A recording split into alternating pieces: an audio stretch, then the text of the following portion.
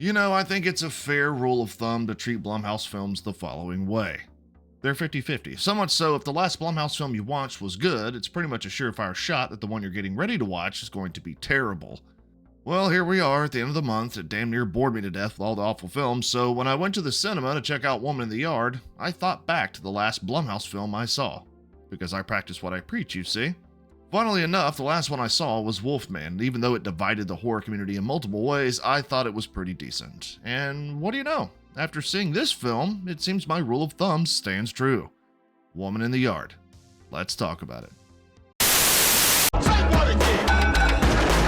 Say what again? Say what again? Say what again? What is going on, Toller Team? And thank fuck March is finally done, because there for a while I was considering going out to the nearby interstate trying to give high fives to passing 18-wheelers.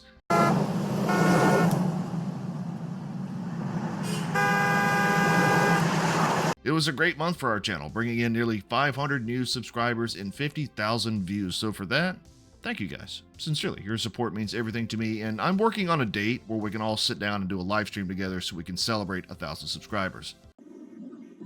We do not care.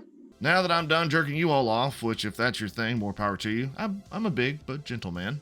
What did he say? Let's get into what you're here for. A review of the latest Blumhouse release, and from the looks of it, a very controversial release, Girl in the Garden. Whoa, whoa. Here I come. Oh, here I come. Oh. So, long story short, Bitch in the Bathroom sees us following the story of a downtrodden woman. No, not the woman. The title of the film is about another woman. Kinda. It's a bit confusing. But anyway, a downtrodden woman who's dealing with the emotional trauma of losing her husband and the father to her 2 children. The whole family is at the lowest of the low, with the electricity being cut off, the refrigerator being bare, and the lingering malcontent of still living in the home the husband worked so hard to renovate. But oh no, suddenly a black shadowy figure appears out front of the house, just staring, pointing shit, I guess, and that causes the entire house to erupt into panic.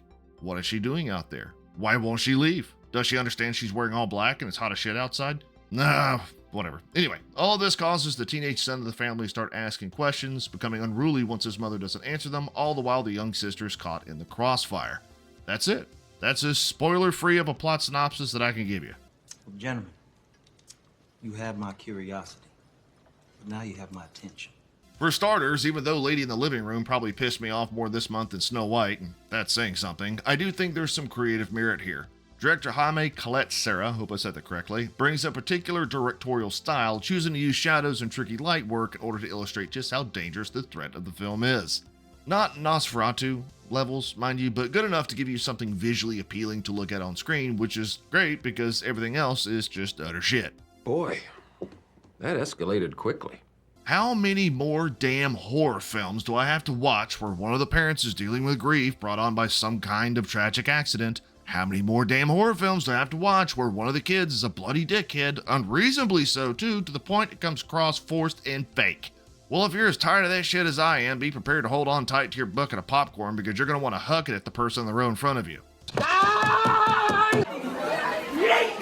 Look, I understand the exploration and exploitation of emotion. That's existed in horror as long as the genre has been a thing, but holy hell, do we have to see the same formula that the Babadook did better over and over again? There is no Babadook! The performances here are pretty decent. Danielle Deadweiler is a seasoned enough actress that she was able to convincingly portray a grieving mother, but for the life of me, the writers made sure she was unlikable as humanly possible. What made the Babadook so intriguing is that you could relate to the mother in the film. You could relate to her struggle, relate to having to face every day in life in spite of the emotional weight you carried. You could relate to having that kind of unconditional love where if you lost it, your entire world would come undone. There is no Babadook! Nope, not here though. The writers make sure Deadweiler's character of Ramona is as shitty and unlikable as humanly possible. And you know what's pretty funny? Is that you actually start relating to the husband more, and he's got a grand total of like 3 minutes of screen time. Also, I'm not in the business of criticizing child actors because even I have limits. Scary, I know, but I will say that both the son and the daughter do pretty good here from a performance standpoint. The son, played by Peyton Jackson, is once again another unlikable, grating, and wall-punchingly annoying teenager, but that's on the writers, not the actor. You know, you'd think after all these strikes and picketing over pay, that writing would take a step up in modern filmmaking, but what do I know? You know nothing. And then there's the ending, which has been the point of contention that has everyone talking. And well, it's fucking stupid. No spoilers here, but the ambiguous "what do you think happened" approach that was obviously written in to just get conversation started, that was it. It just came across cheap, uninspired. Oh, come on! I can appreciate what they were going for, and I think if they had leaned a bit more in one direction or the other, that would have been enough to swing female in the farmhouse into the decent category. But I think it was written in a way that it was just for conversation. It didn't actually add weight to the ending at all. Whatever. Whatever. That's an hour and a half of life. I'll never get back. I'll never get it back.